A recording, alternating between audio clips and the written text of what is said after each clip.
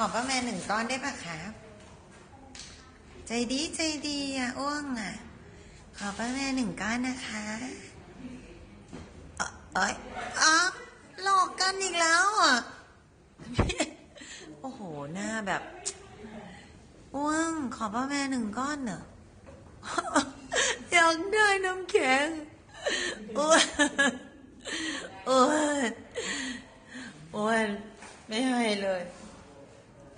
อ้วงอ้วงไม่ให้ใครเลยเก็บไว้กินเองเหรออ้วนนี่เขาไปซ่อนตู้เย็นอ้วนเขาไปทำไมออกมา